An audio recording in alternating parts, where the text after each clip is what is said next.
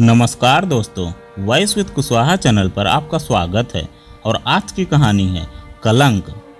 लगभग 4 साल पहले सुधाकर अपना गांव छोड़कर पढ़ने चला गया था और आज इतने साल बाद सुधाकर अपने गांव पहुंचा था। लेकिन कुछ भी तो नहीं बदला था उसके गांव में। पहले अक्सर गर्मियों की छुट्टियों में वह अपने माता पिता और अपनी छोटी बहन सोना के साथ गांव आता था। लेकिन 4 साल पहले उसे पत्रकारिता पढ़ने के लिए देश के एक नामी संस्थान में दाखिला मिल गया था और कोर्स पूरा होने के बाद एक बड़े मीडिया समूह में नौकरी भी।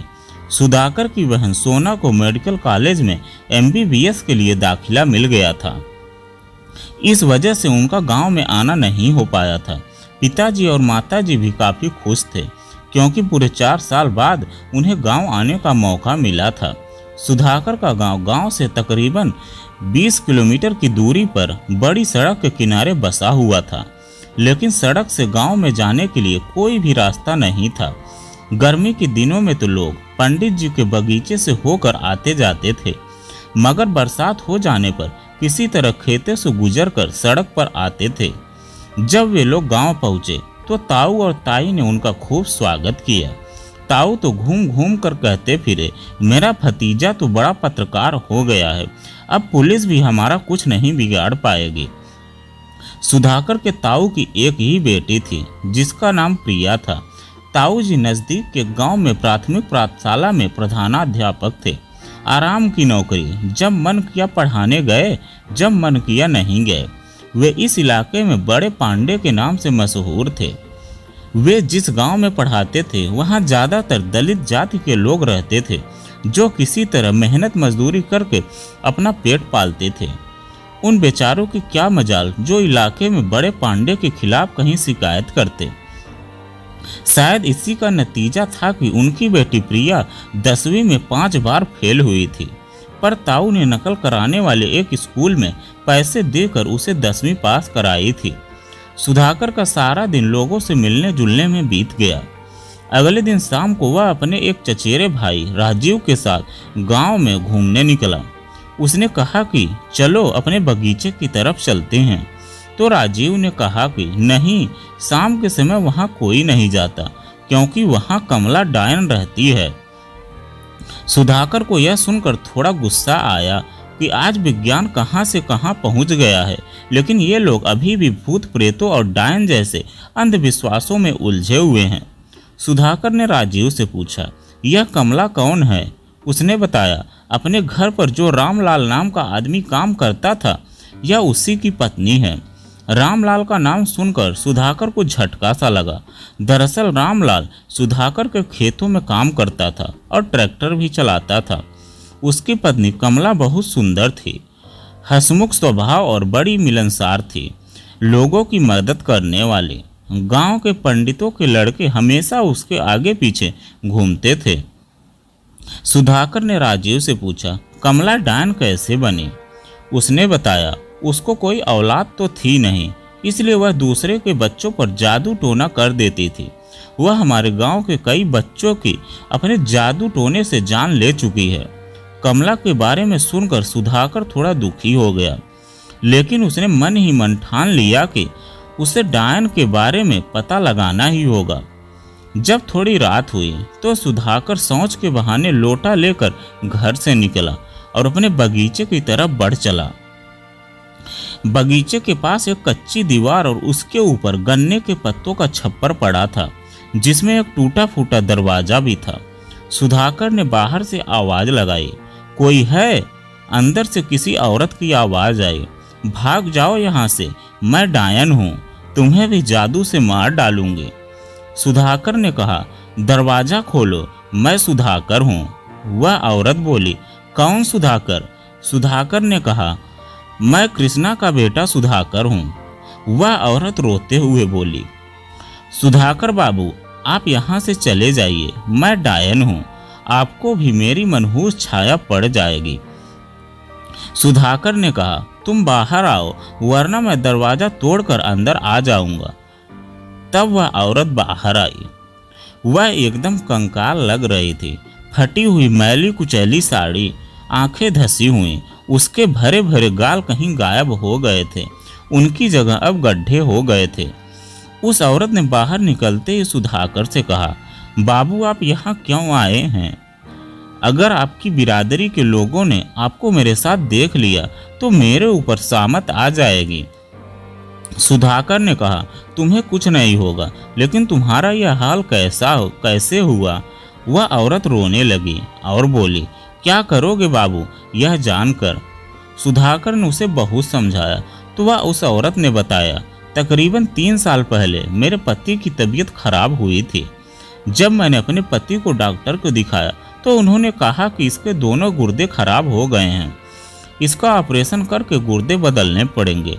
लेकिन पैसे न होने के चलते मैं उसका ऑपरेशन नहीं करा पाई और उसकी मौत हो गई। पति की दवा दारू में मेरे गहने बिक गए थे और हमारी 1 बीघा जमीन गुलाब पंडित के यहाँ गिरवी हो गई। अपने पति का क्रियाकर्म करने में जो पैसा लगाया था वह सारा गुलाब पंडित से लिया था। उन पैसों के बदले उसने हमारी जमीन अपने नाम लिखवा ली, पर मुझे तो यह करना ही था, वरना गांव के लोग मुझे जीने नहीं देते। पति तो परलोक चला गया था, सोचा कि मैं किसी तरह मेहनत मजदूरी करके अपना पेट भर लूँगी। फिर मैं आपके खेतों में काम करने लगी, लेकिन गुलाब पंडित मुझे अक्सर आते जाते घूर कर देखता रहता था, पर मैं उसकी तरफ कोई ध्यान नहीं देती थी। एक दिन मैं खेतों से लौट रही थी, थोड़ा अंधेरा हो चुका था, तभी खेतों के किनारे मुझे गुलाब पंडित आता दिखाई दिया। वह मेरी तरफ ही आ रहा था। मैं उससे बचकर निकल जाना चाहती थी, लेकिन पास आकर उसने मेरा हाथ पकड़ लिया और बोला, कहाँ इतना सुंदर शरीर लेकर तू दूसरे के खेतों में मजदूरी करती है?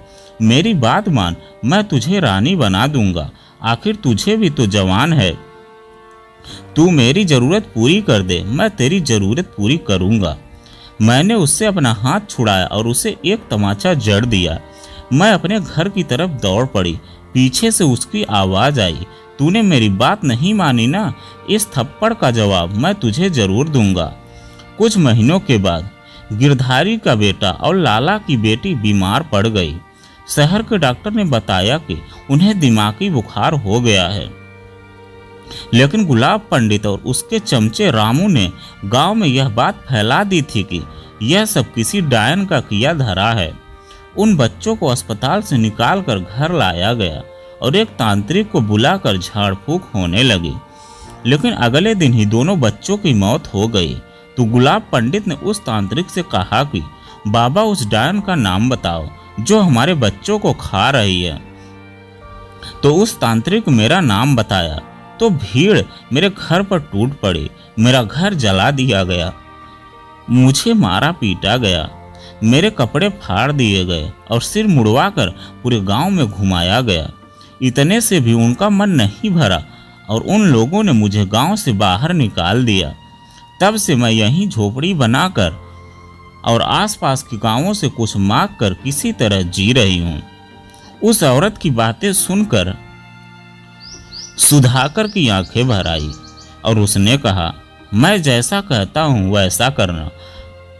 मैं तुम्हारे माथे से डायन का यह कलंक हमेशा के लिए मिटा दूंगा। सुधाकर ने उसे धीमी आवाज में समझाया तो वह राजी हो गई। सुधाकर ने गांव में यह बात फैला दी कि कमला को कहीं से सोने के 15 सिक्के मिले हैं। पूरा गांव तो डायन से डरता था, लेकिन एक दिन गुलाब पंडित उसके घर पहुंचा और बोला, क्यों री कमला, सुना है कि तुझे सोने के सिक्के मिले हैं, ला सोने के सिक्के मुझे दे दे। नहीं तो जानती है तू मैं क्या कर सकता हूँ। जब पिछली बार तूने मेरी बात नहीं मानी थी तो मैंने तेरा क्या हाल किया था, भूली तो नहीं होगी। मेरी वजह से ही तू आज डायन बनी फिर रही है। अगर इस बार तूने मेरी बात नहीं मानी तो मैं तेरा पिछली बार से भी बुरा हाल करूँगा। वह कमला को मारने ही वाला था कि सुधाकर गांव के कुछ लोगों के साथ वहां पहुंच गया। इतने लोगों को वहां देखकर गुलाब पंडित की घिघी बंध गई। वह बड़बड़ाने लगा। इतने में कमला ने अपने छप्पर में छिपा कैमरा निकालकर सुधाकर को दे दिया। गुलाब पंडित ने कहा, यह सब क्या है? सुधाकर ने कहा, मेरा यह प्लान था कि डायन के डर से गांव का कोई आदमी यहाँ नहीं आएगा, लेकिन तुझे सारी हकीकत मालूम है और तू सोने के सिक्के की बात सुनकर यहाँ जरूर आएगा। इसलिए मैंने कमला को कैमरा देकर सिखा दिया था कि इसे कैसे चलाना है। जब तू दरवाजे पर आकर चिल्लाया तभी कमला ने कैमरा चलाकर छिपा दिया था और तू इधर उधर आ रहा था। मैंने तुझे देख लिया था। अब तू सीधा जेल जाएगा। यह बात जब गांव वालों को पता चली तो वे कमला से माफ़ी मांगने लगे। गुलाब पंडित को उसके किए की सजा मिली। पुलिस ने उसे गिरफ्तार कर लिया। भीड़ से घिरी कमला सुधाकर को देख रही थी, मानो उसकी आंखें कह रही हों, मेरे सिर से डायन का कलंक उतर गया। सुधाकर बाबू। सुधाकर ने इस तरह अंधविश्वास के अंधेरे में खो चुकी कमला की जिंदगी में उजाला कर दिया था। तो दोस्तों, अंधविश्वास नहीं करना चाहिए। तो दोस्तों, यह कहानी आपको कैसी लगी कमेंट में लिखकर ज़रूर बताइएगा। अगर आप हमारे चैनल पर नए हैं तो प्लीज़ चैनल को सब्सक्राइब कीजिएगा और वीडियो को एक लाइक कीजिएगा। तो चलिए मिलते हैं एक नई कहानी के साथ में एक नए वीडियो में। कहानी सुनने के लिए आपका बहुत बहुत धन्यवाद।